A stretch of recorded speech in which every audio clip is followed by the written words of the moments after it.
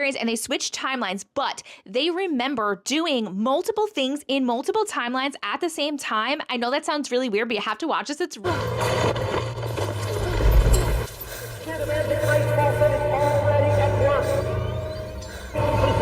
already coming into power.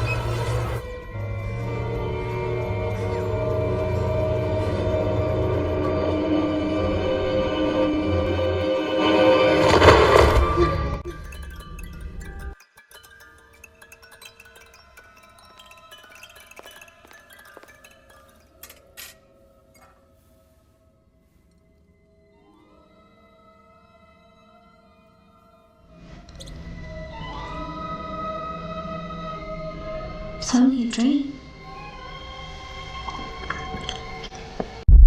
Wake up.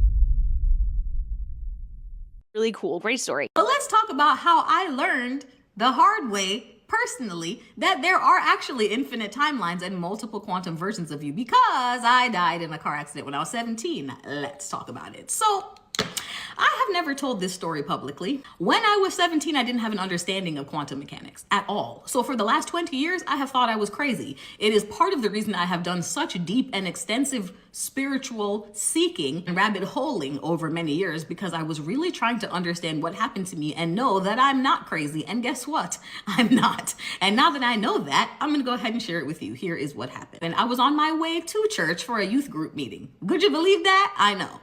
So I was in the front passenger side. One of my friends was driving. There was another girl in the back seat behind the driver. We are going through a green light in front of a fire station. We're going through the green light at about 30. A stolen car runs the red light, 50 miles an hour, slams directly into my door. The car turns, he keeps going. It's a hit and run. Now, here's where this gets interesting. Impact happens.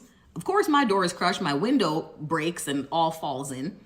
And I remember when the car stopped moving, and I will never forget this, it gives me the chills.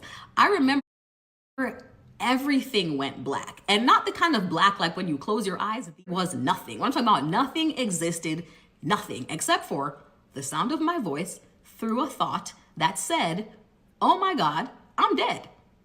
And that's actually the tone in which my voice sounded to me, like unbothered, not fearful, not sad, just a, oh shoot, okay, that was deep. When I'm talking about smooth. And within 2 minutes of me being in the void, I came back to the car, but with my eyes closed. And that's what's interesting, is I instantly knew I was back in my body, and the darkness I was seeing was my eyes closed, because I could hear traffic, I could hear people yelling, I could hear EMTs trying to open my door. Here's where it gets even crazier, okay? As I came back into my body, I remember noticing that, and my eyes were still closed, and my first thought was, oh shoot, I'm not dead? Okay, then my glasses must be broken into my eyes, because I wear glasses, right? I open my eyes, the glasses aren't broken, and I'm like, how the hell is that possible? Before I could even complete that thought, EMTs are snatching my door open and screaming at me, don't move, don't move, don't move, don't move. They immediately put a neck brace on me in the car and lift me out of the car. I did not even walk away from that car accident. Here's where things get quantum and weird. I remember that, except I also have a very clear memory of walking away from that car accident and calling my mom and saying, Mom, I was in a car accident, but don't worry, I'm fine. Meet me at St. Anthony's Hospital, which is in St. Petersburg, Florida. My mom met me at that hospital. But like I said, I was actually taken away in a stretcher, and there is no way I could have called my mother. So how the hell did she know to be at that hospital? Want to hear where it gets freakier? It gets even freakier. I was on that stretcher in the ER for an hour and a half, strapped to a stretcher with a neck brace on, which was highly uncomfortable, by the way. When they finally got me off of it to like put me now on a different, what do you call those things? Gurney, whatever, the bed, to roll me to get MRIs, the room right next to mine is my grandfather. We had no idea he was there. He had just had a heart attack. My grandfather had dementia. Didn't remember anybody, including my dad, his own son. None of us.